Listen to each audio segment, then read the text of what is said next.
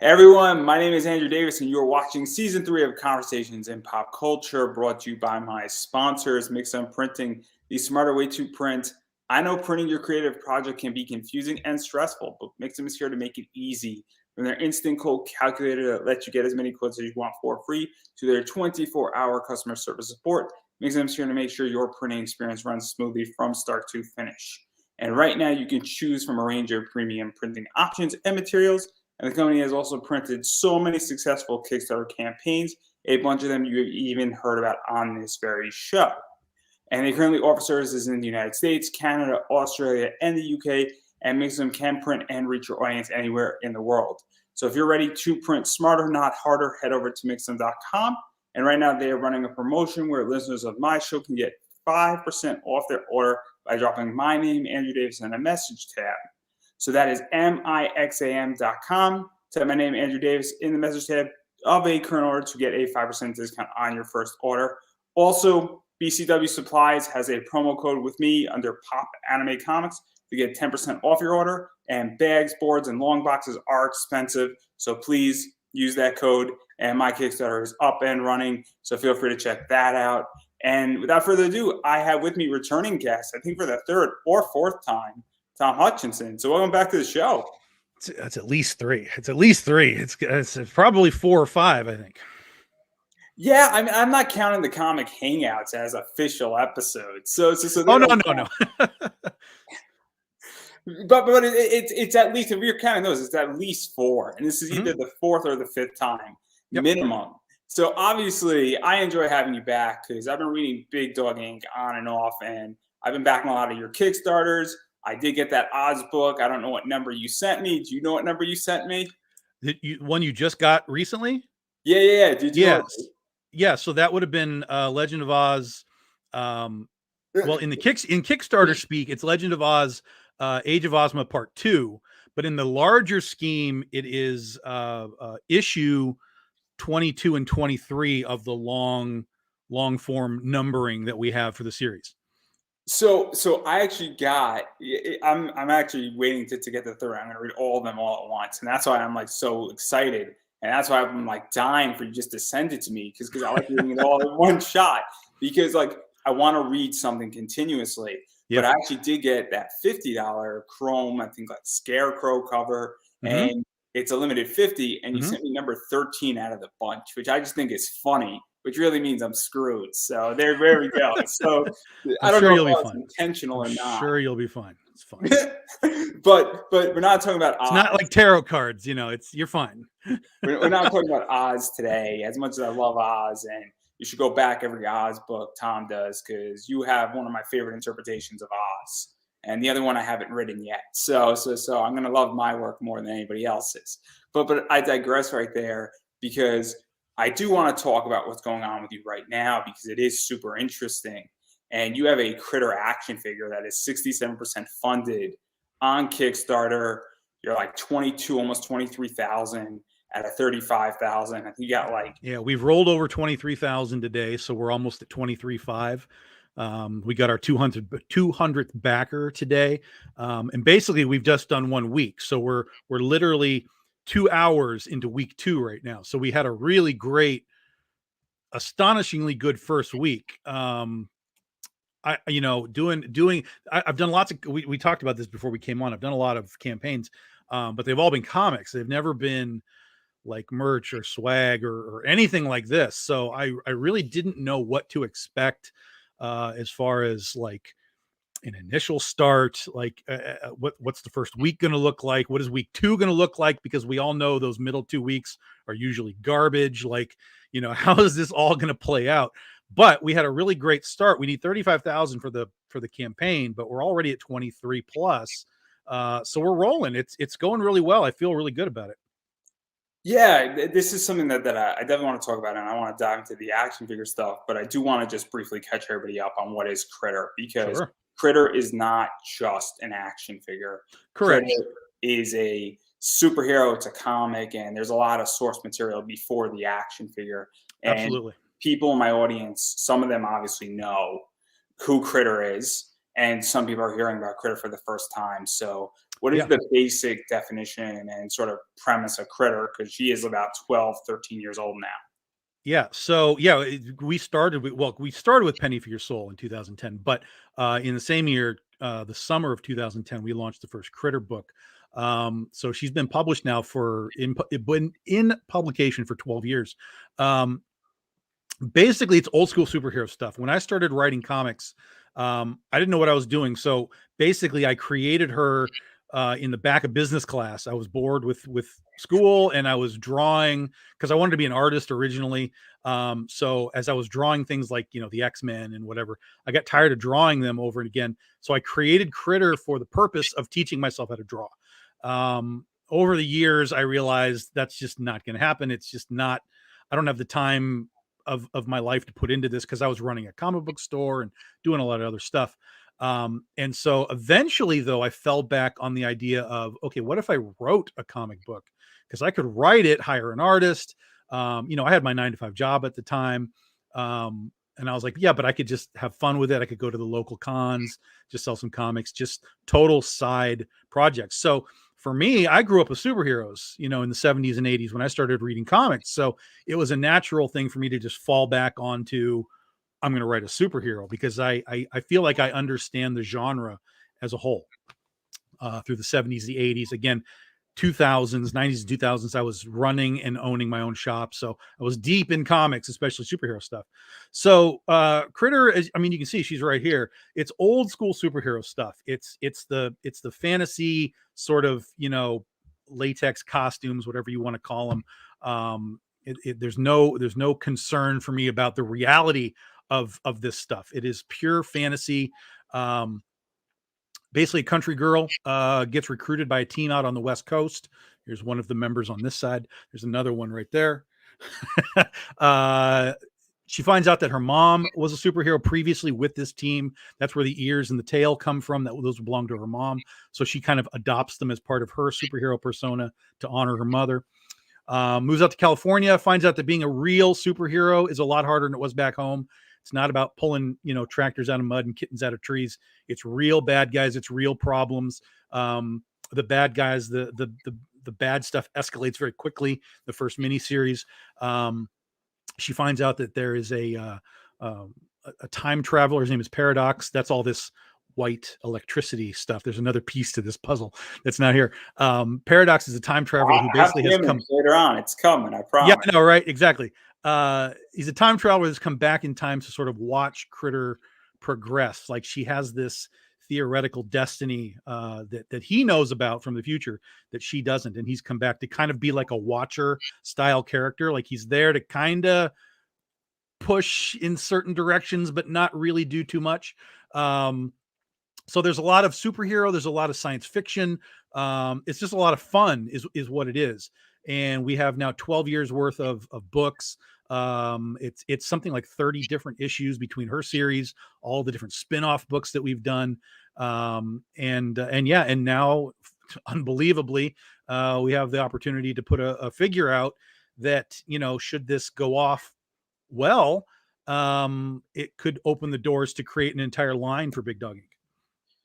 Yeah, and the only reason why I wanted to mention all this is that obviously there's a lot of history. There's I think 25, regular issues through a bunch of different things. Big Dog Inc. I think went through Aspen, obviously back to Big Dog Inc. and then spin-off stuff, and then a bunch of other stuff. And now this is kind of why I wanted to bring us right into the action figure. Is that that's a big deal because obviously we look at Marvel, DC, and other companies. There's action figures. The Walking Dead's a good example. But an indie company getting an action figure, the only other person I can think of, and he was just on my show, was Larry Welts with Charity, which is up on Kickstarter right now as well. And so how did all of this come about? Because that's what I think people really want to know. And we're not going through the history of Critter. I promise everybody. There's more than enough history that you should just go read it. Because reading it will be a hell of a lot better than me asking questions about it. I promise. Yeah. And the Kickstarter has the comics on it. So if you haven't read the books before, it's very easy to just grab the volumes right there. And you can get the comics, you can get the toy. There's some other swag. There's like some metal cards and stuff. So there's all kinds of stuff on the campaign besides just the toy as well. even if you want it digitally, there's a way to just get the entire library digitally, and just dive into the whole thing. So So yeah, if you can there is talk that. about that, because this is one of the things that obviously I just ran my first Kickstarter and I got funded, and I've learned beyond anything that I wanted to learn at this point. And I think the first one you always learn is you have a lot of tiers for every level where you could buy something for 25 or you go all the way up to 150. Sure, And people right now are at different economic levels. People are sure. also at different, levels of saying, I never heard of Critter. This looks cool, but I don't want to I don't want to jump into the pool, for instance, but I don't mind buying in for $25. Sure. That's a different risk level. And also, so you might say, I've never read Critter, but I heard of it and I'm into, Penny for My Soul. Let me actually now get the chance to buy it. And so I think that's very, very smart because it allows for a lot of different experiences because somebody might not be an action figure fan, for instance. Oh, totally, absolutely, and we've seen that on the campaign. There are people that are just here buying the comics, and in most of those cases, I can tell you, those kind of have to be new buyers, because the people that I've had on previous campaigns would have already had the books, or if they're people that knew me just over the years, probably already have the books. So the people that are coming in and buying the comics now are probably 90% new buyers, which is fantastic. Welcome, to Critter. I mean, I'm not going to expect everybody to buy a toy. I'm not going to expect every toy buyer to buy a comic. So the more diversified you can have in your rewards, people collect a lot of different stuff. Some people just collect trading cards. We have trading cards on there. So yeah, the more diverse you can have of your reward tiers, the better off you'll be. We have art prints. If you guys like art prints, you want to put art on the wall, we got art prints too. So yeah, there's a lot of stuff. So that's something that I'm learning, and obviously on my case, I have a metal card that I'm moving out because specifically people collect different things, as you stated. Sure. That people want certain things, and I like metal cards, so that's why I did that. Yeah. And I don't mind taking $100 loss for something I want. So I don't mind doing that, and it has other purposes as well. But anyway, getting back to the action figure, like how did all of this come about? Because it's so this is actually a longer story than it probably should be, but many years ago, there's a company called Loose Collector that I stumbled across somewhere, and basically they were doing at the time custom figures. So you would give them a figure of some kind and they would sort of repaint it and do a little sculpting and make it be whatever you wanted it to be, right? And in particular, a lot of people were doing that because there are not really much in the way of indie figures. So if they wanted an indie figure, they kind of had to get a custom made of it, right? So I was like, oh, that sounds cool. I'd love to just have a Critter figure, just to put on the shelf, maybe take it to cons and just have a little bit of fun. And so I said, can you get one of those McFarlane Abby Chase figures from Danger Girl and turn that into Critter? And they were like, yeah, absolutely. So many moons ago, they did this figure for me. And it came in and I was like, holy shit, this looks awesome. Oh my God. And it would travel around to the shows with me and people would look at it and be like, well, when are we get one? I'm like, well, you're not going to get one because it's the only one in existence. I talked to Loose Collector. I was like, well, maybe we'll do another one. We can kind of put all the figures out, whatever. Many years later, Loose Collector, one of the guys from there, and in conjunction with Executive Replicas, they came to me. They came back to me and said, hey, is it time to do real toys now? Not just customs. Is it time to do something real? And I was like, God damn right, it's time to do something real. So we talked about it and I was like, I feel like we should do something simple and easy as far as a sculpt, as far as accessories, as far as everything, something that we could potentially do 2 versions of that wouldn't require extra sculpting. And they were like, yep, that all makes sense. And I was like, let's do Critter. Here's the image. Here's the 2 versions. Very simple, just paint schemes, a little darker blue, a little bit change on the design. They're like, yeah, this makes total sense. We'll do like fists. We'll do like claw hands so they can have different hands. I was like, brilliant. This is great. And they fired it up. They launched the little 3D program that they have and sculpted it in the 3D program so that we could kind of go step by step and make sure, all of that was going to be right before they did an actual printed, final prototype. And they were great about it. They're like, is this right? Is this right? Is this right? I was like, okay, fix, tweak this, that, whatever. And this was like last spring, maybe April, something like that. April, May, something like that. And by November, by October, they had the finished piece in their hands because they're over in China doing their thing. They had the finished piece in their hands that they could take pictures of. And they sent the pictures over all painted and everything. And my jaw just hit the floor. I was like, oh my God, you have to be kidding me how incredible this looks. So they took pictures and then they did a repaint to get that modern blue, this is kind of the modern blue version. And they sent me that and I was like, God, we're really going to do this. We're really legitimately going to do this. And we put the campaign together in December, January, and we just launched it last Saturday, as we say. And so, we're already at 23,000, over 23,000, 200 backers. And we just added some stuff today to the campaign. There's an art book. We've never done an art book for Critter before. So we've done an art book now that has a brand new cover by Bill McKay. There's a standard version, there's a holofoil version, and then there's a version printed on metal. So there's 3 versions of the book that you can get and add on, or you can just make it your pledge. Again, like we talked about, if you just want the art book, come in and pledge for the art book. You can just get that all by itself. But if you have pledged for something else, the toys or whatever, you can add that art book on as well. So yeah, that's basically where we're at. And Winston over at Executive Collectibles, and I'm told David is the guy who did the sculpt. I didn't get a last name, but he told me it's David, and I'm like, okay, it's David. So David, great job, David. And Winston, and they're like, yeah, so what's next? I'm like, yo, let's get one done and then we'll figure out what's next. But yeah, they're ready to go. They were really pleased with it when they saw the figure. They were like, yo, this is good. Let's do some more. So I'm like, yeah, okay, great. I appreciate that. I love that you guys are enthusiastic too, because that just makes it better. So to even go further into this, because one of the things that is super cool is that, obviously this is a toy, it's a collectible, it's got, it's posable, which is very cool. So you could actually move Critter around, you could change out hands. And so it's not anymore just a thing that you put on your shelf. I mean, I'm assuming you don't really care. Somebody's like, hey, I just want to look at it in the box and keep it mint. I'm pretty sure you're happy about that too, but it's also playable. And sure, that's something that's not a piece of art anymore.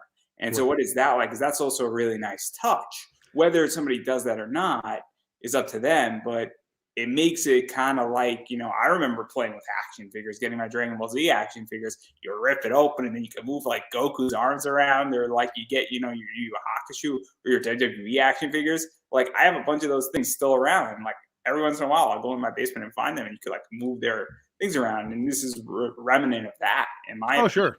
Yeah, I mean, I've had every level of this. I've had people who bought one figure and they're like, dude, I can't wait to open it. I have people that bought both figures because you can get both figures in one pledge, and they're like, yo, I can't wait to open it.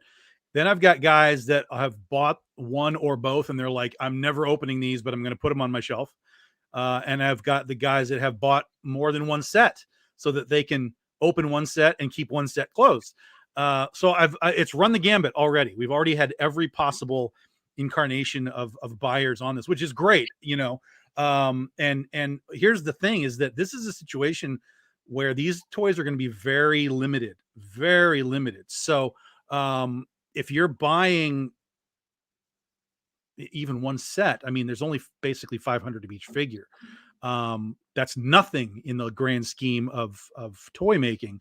And once we have them and when they're in our hands, even if they don't sell out on the campaign, they're going to go to cons and they're going to be gone in a hurry.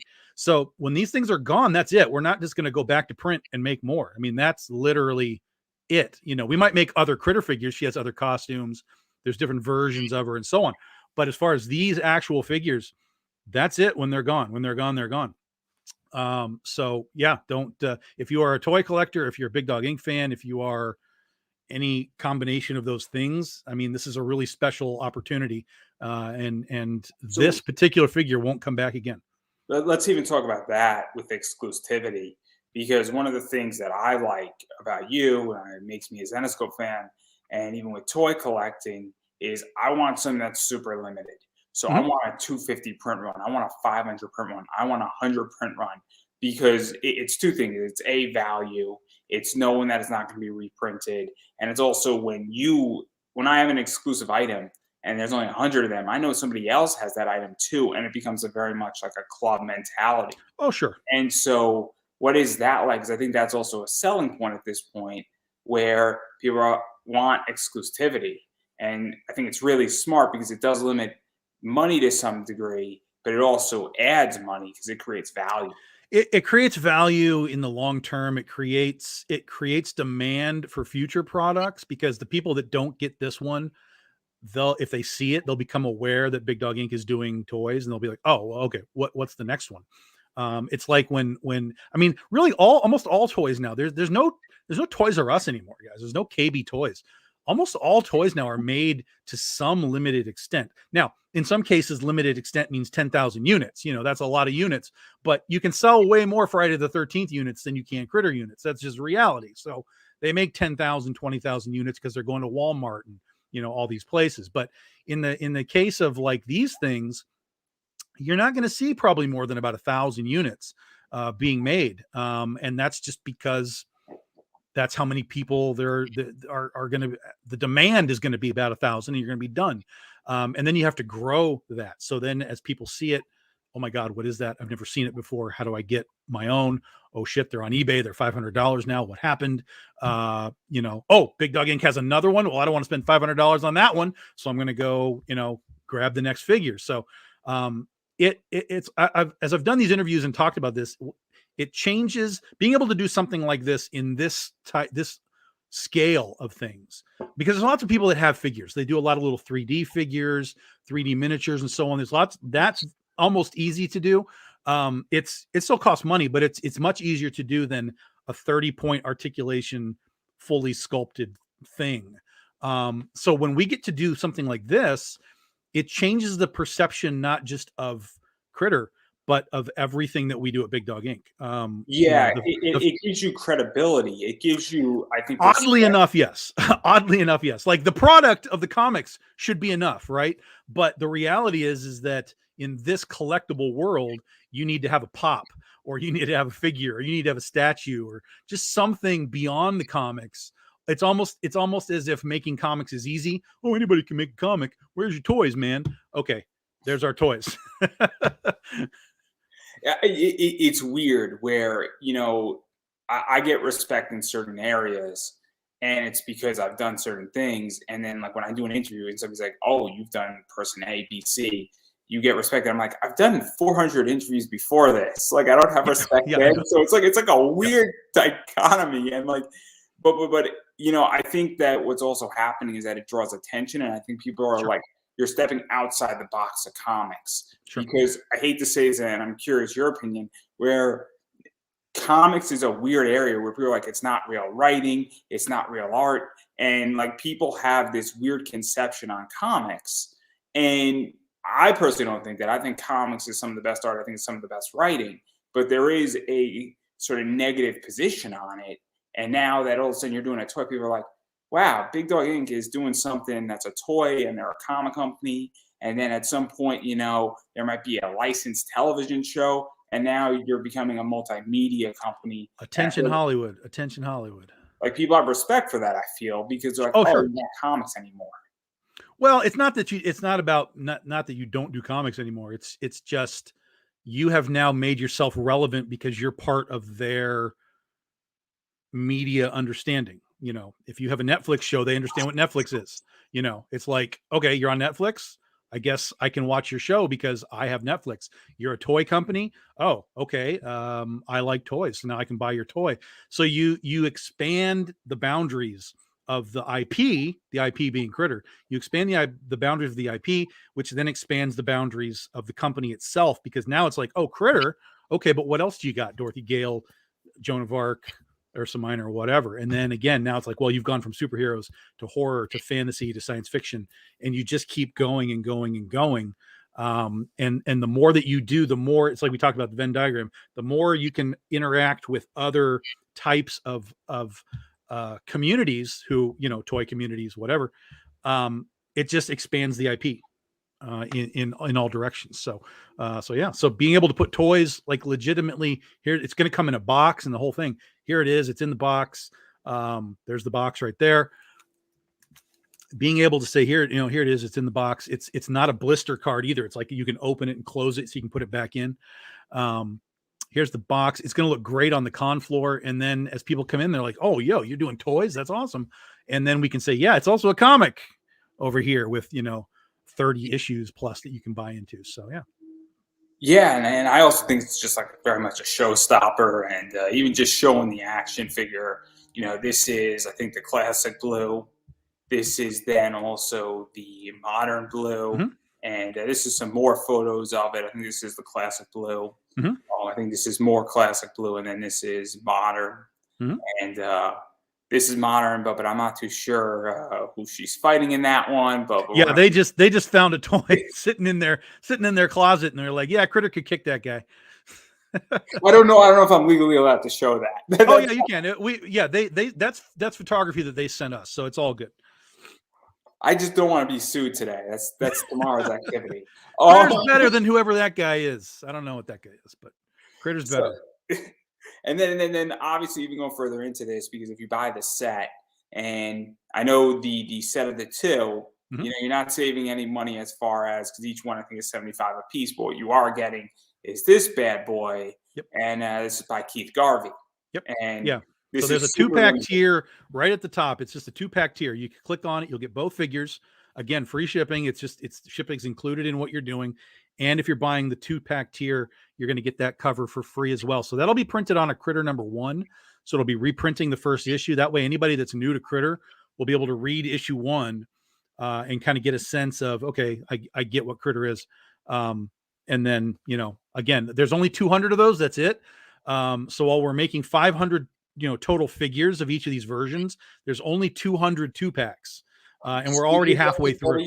A piece of advice: if you get the 2-pack, you don't open this book up. I'm just going to be very nice about it. You go and you buy a beat up copy of Critter 1 instead. You will thank me, because this book will pay for at least 1/3 at some point of your 2 action figures. And if you're like me, that's what you're going to do. Now, you can do whatever you want, everybody. I'm just saying, a limited 200 book, and then when Critter becomes a television show, this is the one. I'm just saying, heed my advice now. You'll thank me later.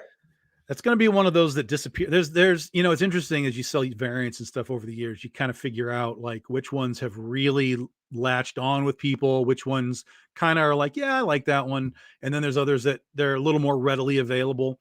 A lot of it depends on the artist, obviously, if you get a Scott Campbell cover versus, somebody you've never heard of, the Scott Campbell collectors will gobble that up. But there are definitely covers for Critter and other ones that just have disappeared into collections. So I sell comics on eBay and you sell comics on eBay. I know that I make good exits on comics, but I say to my mom, I'm sad because I will never see this book again. Yeah, sometimes that's true. Or you will, but it'll be really, really expensive. And look, I just sold a Clayton Crane book that I bought for $20 for $160. That's with a 14-month hold time, which is a pretty great return. And I was sad to see it go, but the money went into stocks and it's producing a dividend, and I'm thrilled about it. But it's the idea that I was explaining to my mom, I will never see this book again, and I understand that. Now, I have it up on my Instagram. I can always look at the photo. I have photos of it. It's cool, but it served its purpose, and it's time to go to another home. But then there's certain books that I won't sell because I know for a certainty that I won't see it, and that just makes me sad. So it's that goes back to a lot of what we talked about, like the limited edition stuff. With what we do, the most we ever really have had of these variant covers over the years is like I think 300 maybe. There might have been a couple that we did 500 of for some bigger shows, but even those are gone. Like the Mike DeBalfo cover we did for Penny for Your Soul #3, I think it was 3, might have been 4, for New York, our first New York Comic Con. I think we did 500 of those. And that's a book that just doesn't appear. I mean, it just does not show up anywhere for sale. So this is going to be one of those books that this Keith Garvey cover, that when people get it, it's well, one of two things is going to happen. One, they're going to try and flip it to make their money back so that their Critter figures were free, which makes complete sense. I totally understand. Or it's just going to go into collections and it's never going to come out. It's gonna, or what'll happen is that, so there's a book that I got, I love, my favorite cover from Zenescope is Firefighter Sexy Samantha. It's an Elias Chazu's book. And when the book first came out, it didn't appear on eBay for 5 years. Mm-hmm. So it took 5 years for them to appear. And I think there's only like 5 of them up on eBay. Yeah. So it's a book that is very, very well protected in people's collection. And there might be only 250, maybe 300 of them. But it's one of those books that comes up, but it took 5 years for about 7 or 8 of them to come up. Then when those came up, 3 or 4 of them sold out really quickly, and the others are now sticking around, and then Zenescope released a metal of it, but even that metal book doesn't come up. And that metal book's like a year and a half old. So it's one of those harbored books. Oh, it's like we had Shannon Mayer's first ever cover. I mean, his first ever comic book cover was us, Legend of Oz #5. And for a long time, it was a very sought after cover. But once he became like a star, when he was doing Marvel and DC stuff out of the blue, and people were like, yeah, I want to get some of that Shannon Mayer stuff. And they realized that our cover was his first. That cover astronomically exploded. And when you see one now, they're at least a couple $100, if not more. And if they're graded, they go even higher. So, there's definitely, certain moments in time that, just stay the way they are. And that Garvey one's going to be one of them. It's going to be one that gets missed. People aren't going to know what it was or where it came from. And it's going to show up on somewhere sometime, and people will be like, yo, where did it come from? Yeah. So it's just one of those things. And I know exactly. I mean, Zenescope has some statues, and I tell this story where they included 2 free books. You could get all 3 statues for $150 with 2 free books.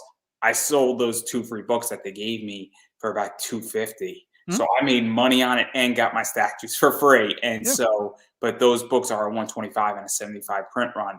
And this is just that. I mean, and I'm openly going to say that I know for a fact that book is at least $100 book, if not easily, more. Easily. Day one, when you get it in the mail, I'm going to be very shocked if I don't see at least 10 of them up on eBay.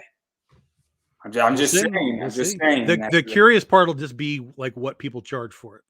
Like there's stuff that I have right now that I'm like, man, I don't know if that thing's really should be going for that much, but they keep selling, and I'm like, okay, I mean, the market. That's it. The market determines what the market is. If you set something high, that's great, but it doesn't really matter. All that really matters is the sales. So it's really, the comic market is very interesting, especially in the indie market. We've managed to be very consistent and popular in our 12 years of doing business. And part of that is because we have such low print runs, because people don't know who we are. And when they discover it, they're like, oh, okay, let's see what Tom does. And then all of a sudden they realize there's 12 years worth of product to go find. And that just adds more fuel to the collecting fire, because people still want those books. And so, stuff will start to bump up. And again, same thing as far as like the artists, as the artists go on to do more and more stuff besides just, Big Dog Ink stuff. They become more popular, and those books become more popular because people like to collect the old stuff. I love finding old artists, old stuff. I just found an Art Adams book that I never knew he even did. And now I think it's called Daring Adventures from Image Comics. And it's like this crazy Houdini cover where he's hanging upside down. There's all these like monsters around him. I'm like, I've never seen this book before. And I love Art Adams. I like to think I follow what he does, but there's an example of me as a fan even missing some of these books. So yeah, it's fun. I mean, collecting is fun, man. We've all been collectors. Everybody that's in the business is a collector in one form or another. And that's there's nothing wrong with it. Collect what you like, flip what you like, and just have fun with whatever you're doing. And it's also the idea that I think people now really like collecting early stuff from a company. Yeah. Sure. I love collecting early books from companies, and I have some really Big Dog stuff. and I bought it when you guys were really small, and I bought it undervalued. And there are certain books like a 9.4, certain CGC books from Big Dog Inc. are worth like $150. And Sure. I'm not saying a 9.4 is not a bad grade, but it's not a great grade, all things considering, Yes. for a modern Very, book. it's a moderate grade. Yeah. And but now it's like 150 when I bought the book for $25. Mhm. And so, like, I mean, we're talking a CGC book by, I think, it's like Wicked Witch of the West, Volume 2. And I think it's like Nia Rufino worked on it, and it's a great cover. And it's She just like, worked on, she's the only artist to work on every issue of The Legend of Oz for us. The only one. Even I didn't write every issue that's there, and it's my book. Now I helped plot it, of course, so I was involved. But as far as artists go, she's the only one to work on every single issue, even all the spin-offs. She's done everything. So because yeah. it's the Virgin cover that, Yep. like, of number 9, I think. And it's an awesome book. It's an awesome book. And Everything she does is great. She's fantastic. She's fantastic. I was very it's one of lucky those books that- very lucky to meet her and get her involved with. She's been involved with Big Dog Inc. basically since year 1. So, yeah, love her. She's amazing, and the only thing I want from her is I would love a Nia Rufino tattoo, because that thing would be just that's a big ask. I mean that's. Oh, you want her to actually do the like on the skin, or do you just want I art? want on the skin, because that's her background. Sure. Like, because that's something that's like awesome, and I just think it would be sweet. And I'm just petting my dog, everybody. I want to, nobody should get any bad ideas here. This is how professional we are on this show. But even going further into this, and then this is what we were sort of talking about, and I think this is it, where this is sort of that scene that's going on with the metal cards. Mm-hmm. And they all connect. Yep. If you haven't figured it out, they're all connecting with each other. And and there's that fourth piece to that banner that was behind me, that bottom right. That's Paradox kind of floating in the background. And then that is Schoolgirl on the right. That is Critter's sidekick. So yeah, it was a fun piece. That art's all done by V. Ken Marion. We did that when we were with Aspen Comics. Those were variant covers that they did for the reprint series that Aspen did for Critter. So yeah, 4 pieces all connects together. You've got Critter and Rookie, and then Starlet, and then Paradox and Schoolgirl. V. Ken's done a lot of work for Aspen and a lot of work for DC and so on. So yeah, it's a good piece, and I'm glad I got to do something with it, because those covers are really tough to get, especially in good condition. We've got some sets left, but usually they're kind of the dregs now that they're like 5 years old. So it's been a minute since I've been with Aspen. So it's good to kind of be able to put those back out. And the metal cards are really cool, especially if you have the right type of colors on them, darks and lights. So it almost creates like a 3D sort of effect. Like when we started doing metal covers, actually I had people asking for metal prints first many years ago. They were like, "Oh, you can do any metal stuff?" I was like, I no, I'm not doing any metal stuff. But people kept asking. So I was like, okay, let's do a few things for the folks that are asking. So we did a few. We made them very, very limited. We only did like 10 copies or 10 pieces. And when I got them, I was immediately like, oh, okay, now I get it. Now I understand how the metal sort of works with the art, and sort of creates a different type of image. And then, a few years later, as we got into the comics, the metal prints had become metal covers. And I was like, really? You guys want that too? And they were like, yeah. And I was like, oh, I love metal covers. All right. So we did metal covers, and same thing. Like we did them, and I saw them in the, because the prints we did were like 11 by 17. Comics are, comic size. So 10 by whatever. And I was like, okay, so we'll do them. They came in, and I was like, oh, okay, I get it. And everybody liked them. And so we just kept doing them. So, it's an example of listening to your buyers, your fan base or whatever. Because oftentimes I ask them, I'm like, do you really want this? Like, I'll do it. I'm not telling you no, but I want to make sure that you guys actually want it, versus like, me forcing it on you to be like, hey, we're doing it this way, and you have to get it this way. And they're like, no, man, we like this stuff. So that's cool. Yeah, no, I think it's very important to some degree to listen to your audience, but I'm also sometimes, and I'm very honest. I've done certain interviews and people are like, I'm glad you did that interview because, we didn't want you to interview this person or we didn't even know this person existed. And so I find the right balance where Oh yeah, it has to be a balance. You can't just be like, well, here's the problem too is, and I've had this conversation with people, is people always go on Facebook or social media and they're like, hey, I'm going to ask all my fans what they want for like stuff. And I'm like, that's dumb. You're going to get 100 answers and there's going to be 100 different answers. There's no value there. There's literally no value in just asking the public, like, what do you want? Because everyone's going to have their own opinion. So there's no consensus. You're not going to get like, well, 75 people asked for bookmarks and 25 people asked for this. I'm like, no, that is not going to happen, dude. So what you got to do is just be aware of sort of, in some cases, trends. Like we know that like trading cards and holofoil things, stuff like that. That's sort of your basic, easy things. People like them. People like to collect trading cards. All that kind of stuff is cool. But then you kind of have to like take a step up just sort of on your own. Like with us, we did poker chips, right? When we did Penny for Your Soul, we did poker chip because well, it's a Las Vegas book. So let's tie it into the Vegas book. But what was funny was when we started doing books besides Penny for Your Soul, people kept asking, are you gonna have poker chips for this one? I was like, that doesn't make any sense. Scheherazade poker chips, there's like no connection there. Like, doesn't matter, they're super cool. And I was like, well, okay. So we've done poker chips for almost everything that we've done now going forward. Princesses versus zombies and all kinds of crap on poker chips. So again, it's just fun. You reach it, you find what's fun for the audience and just keep engaging in that fun. And that's kind of what we've done. Yeah, I love your poker chips, and it's been copied by everybody. CB Zane did it, and a few other people I know are doing it too now.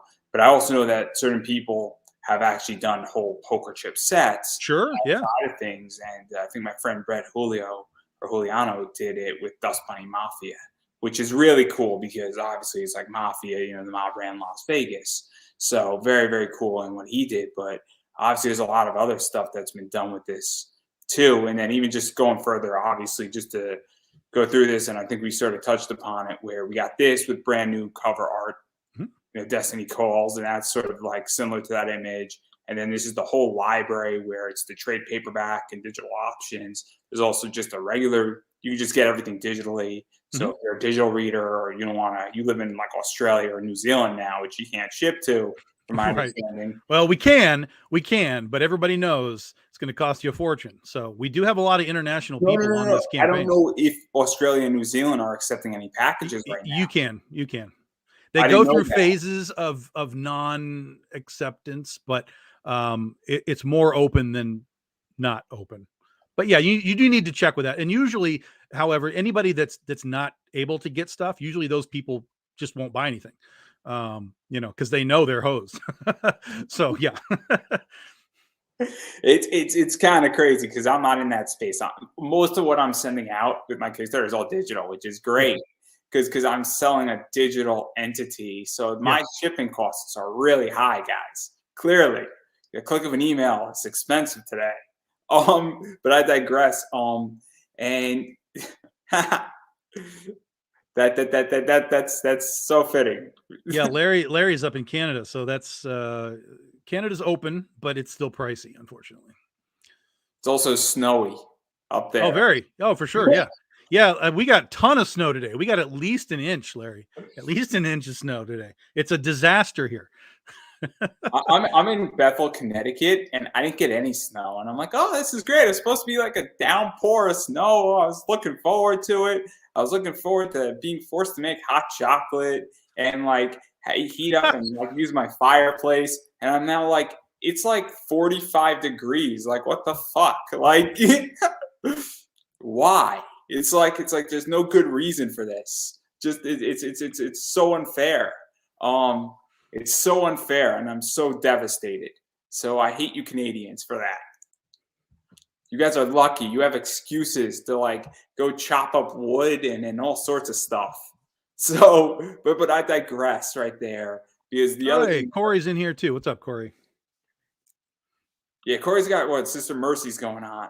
So that's what's going on with Corey's thing. And unless that thing already passed, but I know he's doing well with his thing. But you got a bunch of other stuff with Critter. Could you open up the vault?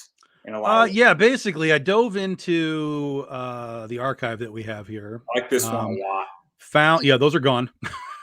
Big Yeah, surprise. that's why I like Those are it.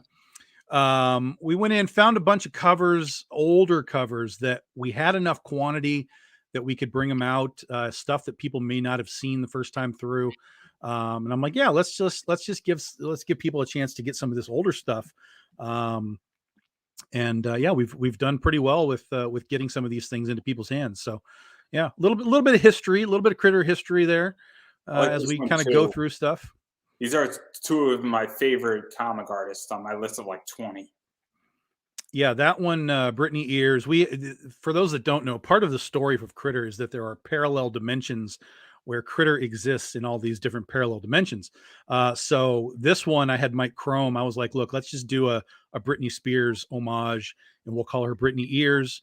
And he was like, yeah, that's awesome, and he crushed that piece. It was so good that when I met him at C2E2 a few years ago, I was like, yo, do you got that original? He was like, yeah. I was like, I'm going to need that. He was like, okay. So I have the original. No, it is not for sale.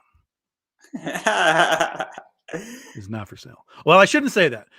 There's always a number.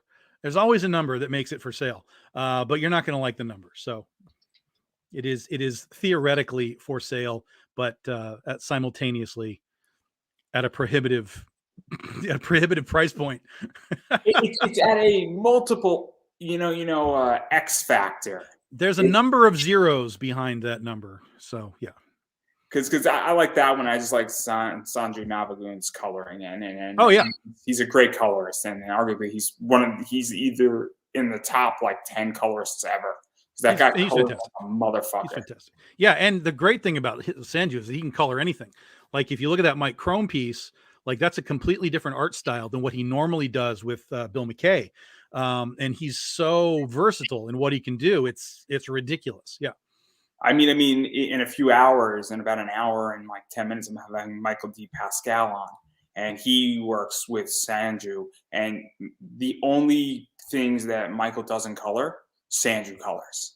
And it's just one of those things where it's just that's how good Sanju is. Mm-hmm. And that, there's a reason why he was on my show, and he was nervous, and I was nervous too when I interviewed him. So there you go. But it's really amazing, and just there's so much critter stuff with that, and there are people who might even be backing this Kickstarter just for certain covers. Oh, sure. No question. That happens all the time in our campaigns. I am fully aware of many people who only back us if we have a specific artist, and otherwise they don't go near us. That's just the way the industry is. It's just the way it works. And then you also have prints because and I don't have all of them up, but this is a cool one. That is one of Nihai Rufino's most popular pieces. We did a Las Vegas Comic-Con, yeah, that's never been a print before like that. So we decided to make that as a print. And then the other one I just wanted to show, because I'm only showing two, is this one. And this one's just like fun, and it's New York Comic-Con, and it's just a nice cover / print. It's fun to do, really fun to do. The book is impossible to find and super expensive. This is one of those that doesn't come out of collections, or if it does, it's easily $100, if not more nowadays, because people collect all those McFarlane homages. We did this back way before it was like every month you saw another one. So people want it, people like it, and they're gone. Last one I sold for $75. So we got the print. It's going to cost you a lot less. Yeah, and that's the thing, is that people collect prints, and obviously people say, look, I can't afford a certain book in a price range, but I can afford a $30, $40 print. Well, and the print goes on the wall, whereas the comics will go in the boxes, and some people want to be able to, put it up on the wall. And I know there's people that frame their books too, but they get worried about ultraviolet light and all that kind of stuff, fading out the colors. So prints are a great option. And I know people who they buy a like $5 frame, and they put the frame together, and then they put it up, and then they rotate their prints out. Oh, sure. And it's a lot of fun. And then also people just like putting up things that are cool. And that print in particular is not all that sexual. And I know certain people who say, look, I do consulting, and I have my background in comics, and they want a professional looking thing in their background, but they don't want to put tits and ass on their wall while they're speaking to a client trying to sell them $1 million software. I know people who do that type of stuff, and so this is relatively safe. Is all I'm going to say. Not that TNA is not bad. I love TNA, but hey, There's a time and a place for it. There's a time and a place, and we don't really do much of that with Critter. I mean, it's really Critter really is if you read the book, it's really an all ages book. It's what you would have read in the 70s and the 80s. It's that type of comic book. So it's not puritanical, but it's not like, oh my God, my clothes fell off either. It's just the old, like, I mean, you can see it's just old school style designs, the body hugging suits, whatever. I mean, I've had people freak out that her stomach is showing, and I'm just like, yo, go to the beach. You do not go to the beach. Like, what are you talking about? And then it comes back to like, well, this is not realistic. And I'm like, she's not real, right? Like, none of this is real. This is not a biography of, somebody who lives in California and fights crime. This is not real. None of this is real. Stop it. I mean, it's kind of like, do you really think Starfire is real from the Teen Titans? And like, it's not. But I blame it on reality TV, because that's when really things started getting ridiculous with, well, Batman should be wearing nothing but armor, and then all of a sudden everybody should be wearing armor because that's what's real. If this guy was really in the streets, he'd be wearing blah blah blah, and oh, if she was really doing this, she wouldn't have any kind of high heels. And I'm like, yo, have you seen the video of the chick doing backflips in a dress and stilettos? Like, these are superheroes, yo. Just let them be superheroes. They do things that we can't do. That's the point. It's fantasy, guys. Just accept fantasy and stop trying to cram your reality into it. There are comics that can exist with reality. That's their purpose. I get it, 100%. All of that should work. And you can even mold superheroes to realistic stories, 100%. I get it. But the instant you want to worry about Batman and his reality while he's fighting a giant alien crocodile called Killer Croc, like, who the fuck cares about reality anymore? There's nothing that, Well, it isn't the whole thing.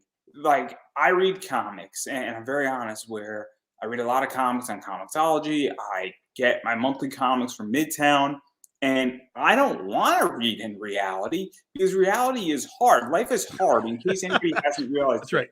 And I want to escape. I watch a lot of anime, because those worlds, the animes that I like to watch. It's like, I love watching One Piece. I love watching Naruto, because I'm trying to escape. Right. They take you away from what you've been doing. That's the whole, exactly right. Yeah, exactly right. And so, like, I'm really right now into Dynamite extensively, where I'm reading a lot of Red Sonja, and I just started reading Sheena, and I'm reading Evil Ernie, because I can't believe you reread Sonja. I mean, she's running around in a chainmail bikini. That's not realistic. Don't ruin it for me, Tom. Don't ruin it for me. We've been through this. This is like my entire life. That's the only real barbarian girl wouldn't wear a bikini chainmail. That's not real. It's real to me. Andrew. Jeez. So disappointing. So disappointing. But I love reading Evil Ernie, because Scott Lobdell is one of my favorite writers of all time. And like, I'm reading it because, they suspend reality, and once you buy in, you can enjoy it. It's not that hard. Yeah. But I do enjoy reading Betty Page. Betty Page is enjoyable too. But I love Betty Page for so many reasons, and all the wrong reasons. So feel free to quote me on that, everybody. That'll be on my gravestone. I love Betty Page. Andrew Davis. I love Betty Page. but no. But like, that world just suspends it, and I just escape. And I just said, you know what? I'm just gonna buy into their world, and then everything makes sense. It works. It's great. Unfortunate that there are people, unfortunately, that just can't step out of their own heads. They're so just, life is what life is, and if it doesn't connect with that reality, they can't. They're in that box. They're in that realistic box, and it's a shame. And sometimes it's fun to have the arguments about what if and how could this happen and whatever. Like, those are fun, but you have to take it back down to the base level of what these we're talking about superhero comics primarily here, not the ones that are designed to be real. You have to take it back to this base level of, It's just for fun. It's just fantasy. It's just escapism. It's just, stop thinking about mowing your lawn in heels. It's too hard to mow my lawn in heels. Who cares? Who cares? Just let the superhero mow the lawn in heels. It See, doesn't this is matter. what I think. I think too many people have taken things way too personal, and Yes. it's just you're overthinking issues. If we're talking about how to solve an energy crisis in real world, that's a complicated issue. But you know what? You know what's not a complicated issue in reality is how do you just be nice to a woman? It's not that hard, And if you take that same approach to superheroes, it's not that hard to say, well, Starfire can fly and she's walking around in a bikini and she's walking around in like a one piece sort of string bikini ish or a monokini. And it's just like nobody in their right mind in reality is going to walk around like that, let alone fight in that, because that thing in 5 minutes, if it was real, would be ripped off. In 5 minutes, that she's fighting like, some like villain. You don't think the thing would get ripped off in 5 minutes? Of course it would, but it doesn't, because this is so fake. But as you buy in that it's not going to get ripped off. Like, I don't know how to explain it. Like, this isn't hard. It's not hard. It's just Yeah, real is real and fantasy is fantasy. Understand the difference. That's it. Simple. Piece of cake. And if you don't like it, if you don't like fantasy, I got news for you. There's stuff that isn't fantasy. Go find it. Just leave the people doing fantasy alone. I don't get it. It's just like TV. Turn the channel. That's how I feel. That's how I feel about Kickstarter. Haters gonna hate. Is all I'm gonna say. The amount of criticism I get on Kickstarter and pushback in my first week, like I legitimately just wanted to crawl back into there's criticism for everything everywhere. The point is that, like, and again, that's we talked about this earlier. That's online stuff. Like, people think that they can say anything and be behind it. But I actually see people like, and I'm one of them who's gotten ragged on at cons, like live in person, from people who are like, why does she have her stomach showing? That's not, I'm just like, oh my God, here we go again. Are we really doing this again? So it's one of these things where you have to be the duck. Like, you want everyone else to be the duck and just have them see it and have it roll off their back. But the reality is that the creator has to be the duck. The creator has to be like, all right, we're doing this again. Say what you want to say. See you later. And then move on to the people that actually are there for what you want. You have to be the duck. I figured out how to deal with my troll. And my troll stopped because I dropped a Spice Girl bomb on him. Spice Girls will win almost any argument, I think. So he kept going, and then I said, dude, we've been through this. Stop right there. Thank you very much. I need somebody with a human touch. And then I put the song up, and then he just stopped. He had no response, and it was great. And I was hoping he's going to have a response. And all he does now is like the laughing emoji at everything I do. I'm like, oh, cool, man. You're giving me none of that matters. None of that matters. Just be the duck. That's going to be a shirt. I'm going to make a shirt out of that, a bumper stickers. Be the duck. We'll see how many people understand it. Corey gets it. See, Corey gets it. He knows. Corey gets it. Be the duck. That's going to be my, like, every time I get into these arguments with creators about things and all this, it's like, dude, just be the duck. Just let it go. This is how it doesn't matter. Is that if you don't like my show, well, that's cool. You don't have to like my show. I'm doing perfectly fine. Hey, look, I just sold a bumper sticker. Corey just bought a bumper sticker from me. Just like that. That's how easy it is to create content, guys. Well, speaking about ducks, we have to ask the question now. So would you rather fight one giant duck that could be broken up into 20 smaller ducks, or would you rather fight 20 smaller ducks that can form a gigantic big duck? And we've already seen basically this happen. If you watch Family Guy, you already know how hard it is to fight a duck. I mean, it's a chicken, but it's a giant bird. So it's there's a difficulty level here of fighting giant animals that it's just not easy to do. There's actually a crazy story, and I have to dive into this more. I really want to know more about this. There was a crazy story. I'm going to get this wrong, but basically Australia, the country, the continent, whatever, basically declared war on, I want to say ostriches. It might have been emus, some kind of large bird. And they were like, we have to get this shit under control. and apparently they lost that war. So I would say just leave the ducks alone at all times, because you don't know what you're going to get, man. The only reason why is that some guy was supposed to interview Conor McGregor, and that was the Okay. question that he was going to open up with to Conor McGregor, and it You would want have to been fight a the giant duck? greatest interview ever. But he didn't get to interview Conor McGregor, and I was so disappointed because I was waiting for that question to be asked, because Conor McGregor would have had the best response ever. It would have been the ultimate meme on Twitter.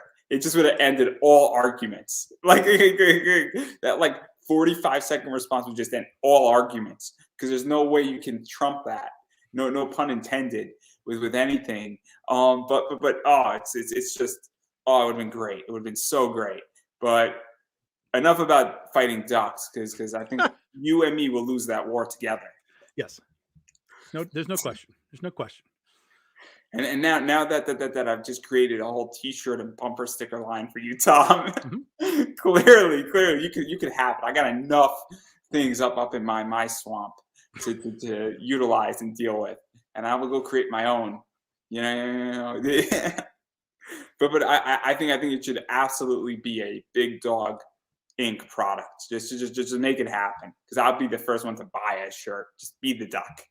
Be the duck. That's right. Be the duck. That's the ultimate. See, I used to, when I do Comic-Cons and I do panels at the end of the show, inevitably someone will ask, "What's your advice for like people trying to get into comics or whatever?" And generally my response, everybody will answer, like they'll be really introspective, like, "Oh, do this, and you should do this, and you should," and then it'll get to me at the end, and I'll be like, "Look, don't be a dick." Like that's literally the answer. Don't be a dick. As soon as you're a dick, people don't want to work with you. So don't be a dick. You can be weird and strange and fun, but as soon as you're just a dick, then no one cares. See, that's how I view it, is that, is don't be an asshole, don't be a dick, say thank you, be respectful. Yeah. And if you don't act like an asshole, you're going to be fine in comics and in life generally, because people don't want to work with people who are dicks, assholes, and who burn bridges. Because there's a difference between, this is very specific too, there's a difference between people that come up and like clash from a personality standpoint. That doesn't mean either one of them is being a dick. That's just personalities that clash. Some people can hang with jokes and talking shit and whatever, and other people consider all of that to be like super personal targeting, and it's just like, those people are just those are gonna bounce. But like, just like legitimately, just slow down, be cool, understand the situation, and you'll be fine. Easy as that. And also, it might take time. Don't think it's just going to be a switch that flips and you're suddenly like, a superstar. It's going to take time, but the longer you're in it, the better it'll all get for you. Yeah, no, it's and also everybody's different, and it's also understanding who you're speaking to. Totally. So I'm not going to speak to somebody who I know briefly a certain way as if I'm going to speak to somebody else. Like, I would not ask a first-time guest that question about ducks, for instance, and I'm very honest about it, where this is your fourth or fifth time at this point. That's the limit. It's like when you get to show 4, it's the duck questions. Oh, I mean, this entire season's already started going downhill with episode 1. So season 3. So you're fine. Is already going into the gutter. Everybody gets the duck question now. So that's going to be the opener from here on out. Every guest who returns is going to get that question first and foremost. 1 duck or 20 ducks? Which do you fight? Like, but this is so bad. This show's clearly going downhill. We can only go up. We can only go up, guys. Unless we go further down, which is all right too. But I digress, because that's what it is. And there is one more cover that I want to talk about, but it is not a Critter cover. And It's not a cover you did, but it's a cover and it's a cover that you might be very happy with. And it's this cover. Oh, sure. No, it's Big Dog Inc. related. Oh, absolutely it is. 100% it is. Wilson knows I just spoke that about is, it. On my Instagram about it. Penny for Your Soul. So Penny for Your Soul was the first book we ever did at Big Dog Inc. And when we finished the series, we had to put it back in print with a trade paperback because all the single issues had sold out. So I went and talked to Joe Gisco because I was psychotic and was like, hey, I want to have somebody crazy on my first trade paperback cover. And so of course I talked to Joe Gisco. And he was like, yeah, let's do this. So Joe Gisco ended up doing a cover for us for our first trade paperback. And so what you're seeing is Brink and Fetch. This is Trish and Mike Bengston's Kickstarter campaign for their first ever comic book that's also live right now, almost funded too. I think they might even be funded. If not, they're within like $80 or something. And so their first comic that they ever got was that book, was Penny for Your Soul trade paperback. And so Mike wanted to, and I guess Trish did too, wanted to homage their first ever trade paperback, or their first ever Big Dog Inc. cover, because they've since become fans of Big Dog Inc. They become friends of mine. They come on my live shows sometimes. So they were like, yeah, let's homage Tom and Big Dog Inc. With that Penny for Your Soul cover. So there it is. That is available on their Brink and Fetch campaign, which is just about funded, which congratulations to them. And also, if anybody wants to hear them talking about it, obviously I just cut that up, a piece of that, and put it into my Instagram on a reel, and Steph Wilson just commented on it. So it's very cool. And you could also watch my entire interview with them that went up, I think, earlier this week. So obviously a lot of cool stuff's going on, and really, really fascinating. And Brink and Fetch just looks like a fun book. And obviously that's really cool. There's also a nude version of that if you're interested in that. So obviously if you're more of nudity, I just want to throw some attention to them. Just obviously support them because they're really cool and they support a lot of people. They just threw $1 into my Kickstarter, which I appreciate. So I figured I would mention them really quickly. And it's kind of cool for you, I would imagine, that somebody says, hey, I want to do an homage. And they ask permission. I want to make that crystal clear. They did ask permission first. Well, they didn't tell me what they were doing, but they were like, we want to homage something. And I was like, okay, yeah, it's fine. But seeing it was the first time I'd ever seen it. Like I had no idea what they were actually doing.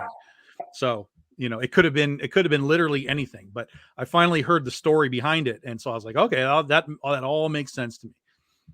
And so I just think it's really cool. And I think it's, really nice when indie creators pay tribute to other indie books and things that they love. And I think that comes back to this whole homage thing, right? It's like, there's so much now.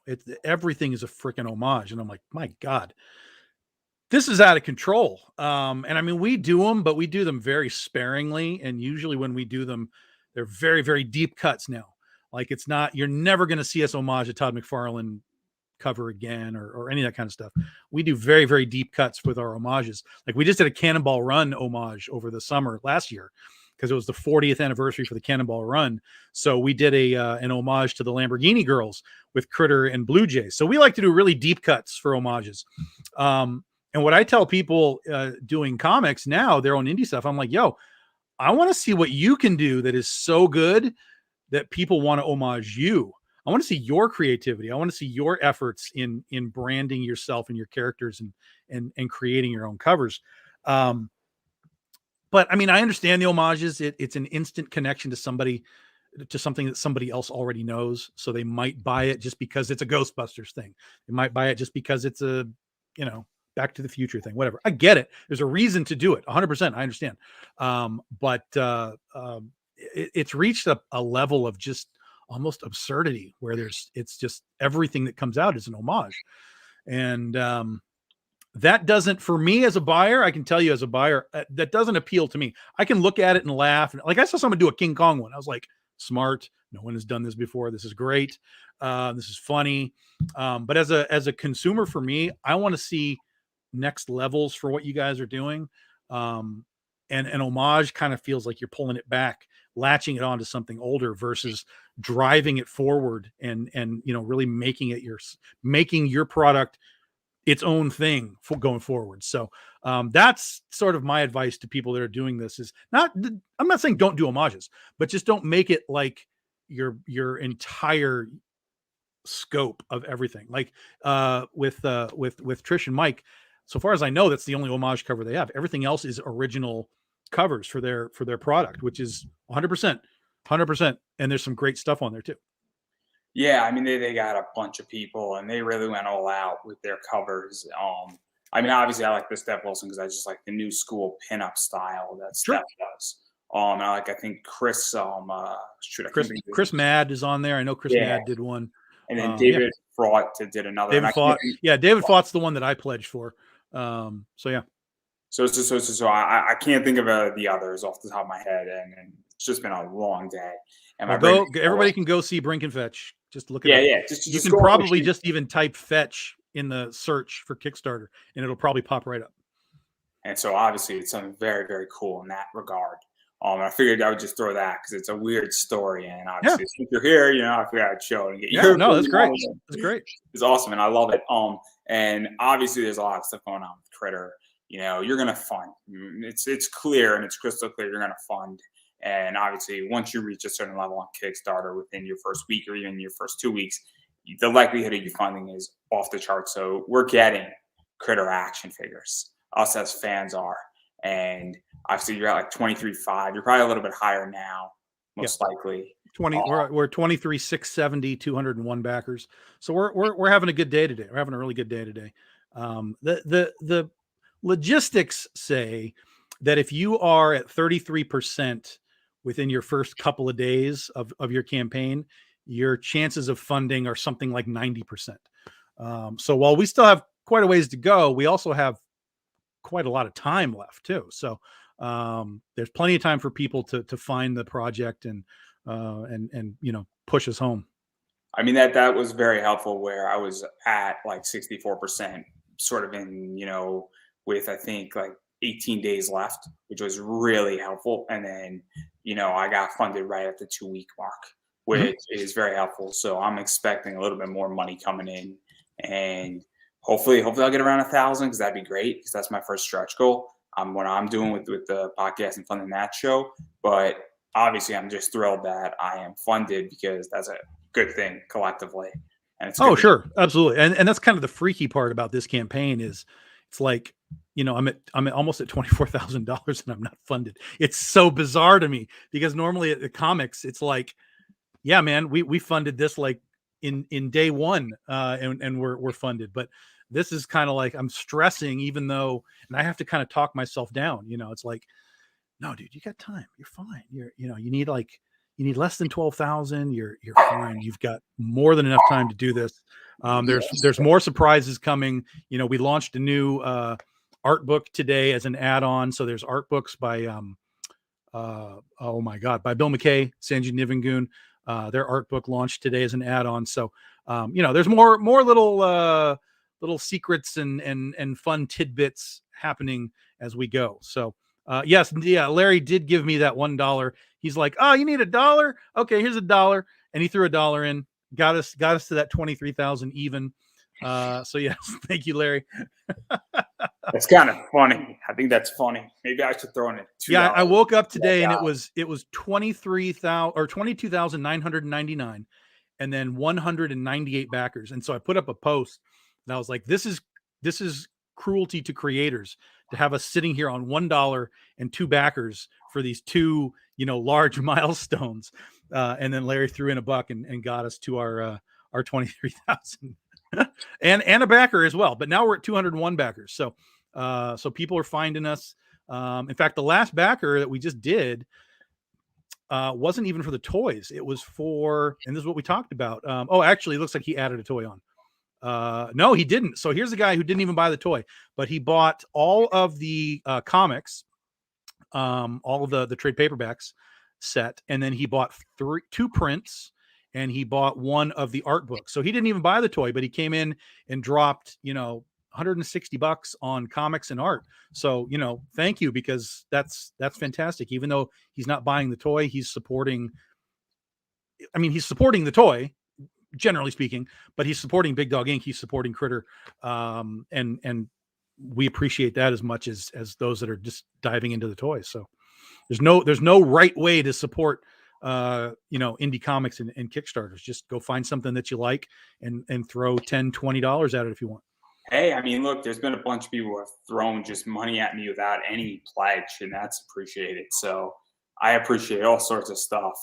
And obviously, you got a lot going on with Critter. You got a lot going on with a bunch of other stuff from Big Dog Inc. I know you're fulfilling on totally, Camp Rad Dog Yep. is coming. I think the third Oz book is coming. Yep. I know you got something with Dynamite, but I'm not going to press Yep. you on that too much because Oh, everybody knows. Everybody knows. That's not that's news. a whole different podcast. That's a whole different show. Yes, I don't have information on the release yet, but that's already known knowledge that I've written a Bad Kitty book for Dynamite. The art's all done. CB Zane is done. Colors are happening. So it's really just them putting it on their release schedule, and then we'll tell everybody what to do. I think they're trying to get through Karma first. They have a Kickstarter happening right now. Yes, so it'll probably be late February, maybe early March. Yeah. I don't know. Dynamite's got a lot of stuff moving, so I don't Yep. think they're too pressed. Where I think they just want to get through one at a time. Yep. Which I think Oh yeah, makes a lot absolutely, of sense. absolutely. They just haven't told me. So as soon as I know, you guys will know. So obviously there's a bunch of stuff, but where can people find Critter? Where can people bother you? Where can people go and watch your live comic sales and all sorts of stuff and all the stuff that's going on? Because you got a lot of pieces moving, and people want to know when all this shit's dropping. So basically, I mean, I live basically on Kickstarter. So most of what we do comes here first. So find me here on Facebook, either Tom Hutchison, or go to the Big Dog Inc. fan page. You can do that too. We're also on Instagram and Twitter. So that's BDI Comics for both of those. We have a Patreon page, patreon.com/Big Dog Inc. And I do on Facebook, if you're a Facebook member, I do a live selling show every Wednesday and every Sunday on a group called the Comic Book Shopping Network.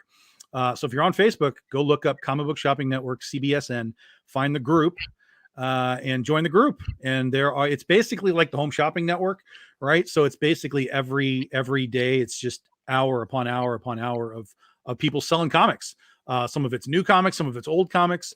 Some people sell toys, some people sell, trading cards, whatever they want, they can sell. So I do 2 shows a week, Wednesday and Sunday night. So feel free to come jump in and, have a little fun.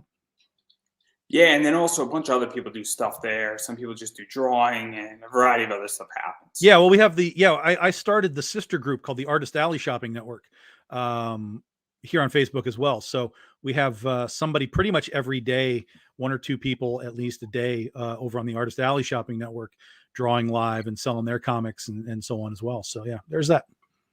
So there's a lot of stuff going on with you, and you're pretty accessible pretty much on the internet, wherever you're at. Yep. You answer me pretty quickly. Well, mostly Facebook. I mean, it's so easy to just like send me a message. I'm probably on my laptop because I'm either writing or I'm doing something, ish wise, that if you send me a Facebook message, it's going to go ding and I'll be like, who's that? And I'll be like, okay, I'll message back. So super, super easy. But if you're on Instagram or Twitter or whatever, you can get a hold of us through there too.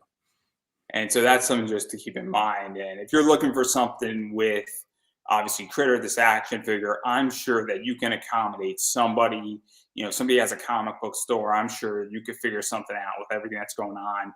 And I don't think anything is not workoutable in this realm, either, on Kickstarter, off Kickstarter, a combination, or figuring out a system or tier that works for everybody. We deal direct with a lot of stores. So if any stores have questions about how to get the figure or how to get comics, just shoot me a message and we can work it out. We deal direct all the time. And then obviously, I'm just going to say this and I'm going to keep saying it. You have to back indie. So this action figure cannot happen without Kickstarter. And it can't happen without people pledging. And whether you're pledging for the graphic novel, you're pledging for art prints, all that stuff helps to benefit it. And so in order to support indie, you have to back Kickstarters. And you have to support creators and what they're doing. And the way you do that is that you actually pledge. And no amount of money is too small. And if you buy multiple, that just helps further this go on. Well, and one thing that's really important, particularly with Kickstarter here, that I think a lot of people still don't understand, because we see it all the time. People wait till the end, and there's really no reason to wait. And this is why. The way that Kickstarter works is You pledge for an item. It's basically a pre-order, right? They're going to say, hey, we're doing this. We're going to release it in 6 months, whatever it is. You pledge for it. You're not getting charged.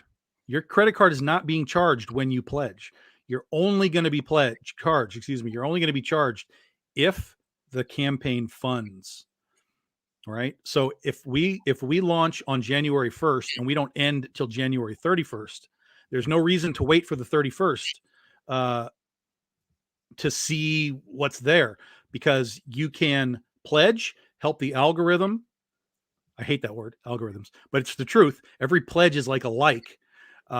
It helps the campaign fund faster. It helps the campaign be seen by more people, and you won't get charged if by some craziness the campaign doesn't fund. It just doesn't happen. You just are not charged. So there's no reason not to just dive in, have some fun with it. You can always change your pledge mid tier. If there's something else that gets added on, you can always change it. If you want to go up higher, you want to go lower, just get in right as these things start, because that's how the algorithm pushes it to the top so that more eyeballs can see it. That's the super important part. Yeah, it's very helpful. And, I get a lot of likes on Facebook, and, certain people I wish would pledge early. And even if you just pledge $1, because you could always change, your position. And if you're uncertain, because sometimes what's going on with me, and I'm very honest, is that I don't know what my finances look like in February. And certain things are happening. That's why I'm not so gung-ho on pledging. And in about a week, I'm going to have a better understanding. And so I hold off on certain Kickstarters for that reason, because I don't know what's going on in the next week, because I don't know if I'm having a bill hitting me. In a Sure. Oh yeah, no, I get it. I mean, listen, I understand that there's reasons people hold back, but what I hear a lot of is they think that they're getting charged like on the spot. And so they'll wait a week to pledge, because they think they're getting charged at that moment. So there is a gap of time before you'll get charged, unless you're at the end anyway. That is true. That is true. And I wish more people would do that. So obviously that's something that I think people would really need to do. And as I was even going further, obviously I want people to pledge to you, because if all of a sudden you're at 30,000, a lot more people are seeing it. It also takes out massive stress. I could tell you the fact that I am funded on my Kickstarter, I'm not slowing the brakes, but it's also, I'm significantly less stressed out. Of course. Yeah, for sure. And so I'm only $14 over, which is not where I want to be, but I know for a fact that I'm a little bit less stressed out. And now I feel like, hey, I'm fully funded, guys. We're just running with it. And we're going to see what happens now. And my goal is to get to 1,000. But if I get to 900, I'm still funded.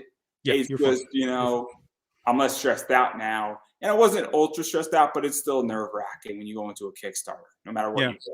If I would really love to be at 25,000 by tomorrow, which is only $1,300.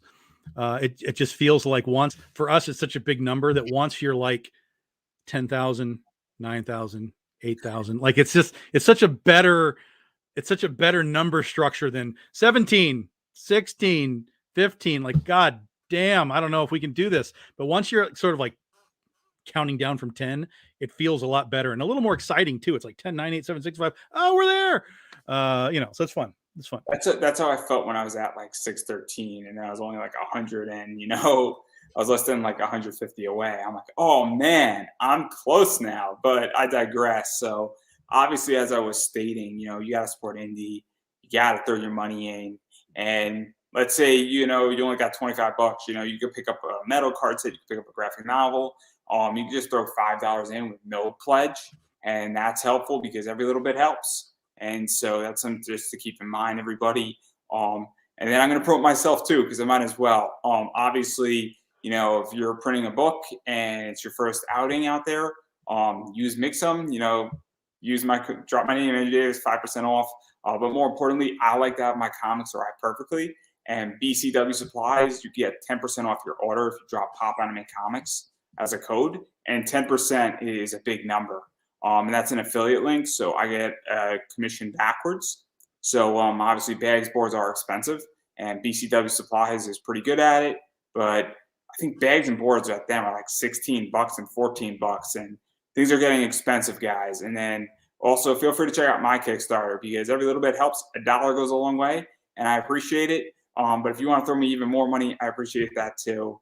And so that's my shit, and everybody can go promote that. And then I'm gonna give you the final word. Oh, that's it. I mean, we've given them all the words. We appreciate you guys hanging out and listening. This is really more than just a Kickstarter campaign. It's more than just we're making toys. It's a moment in time for this entire company and everybody that's worked so hard over 12 years to make this type of a moment happen. FICO Ocio was our series artist for so long. He's moved on to IDW and so on. He helped make Critter what she is. But we've had so many people doing art for us for so long to really, again, make Critter what she is, that this is really a moment for all of us to kind of be proud of. And I can't thank all of those artists and all of our fans enough for 12 years of supporting Critter and helping us as Big Dog Inc. reach a point where something this large scale is possible. And you've got 3 weeks. 3 weeks from today, we lock it down. So there's plenty of time to check out the campaign and decide what you might want to try out, whether it's the comics, whether it's the toy. It's all good. We really appreciate it. And I think that's a wrap.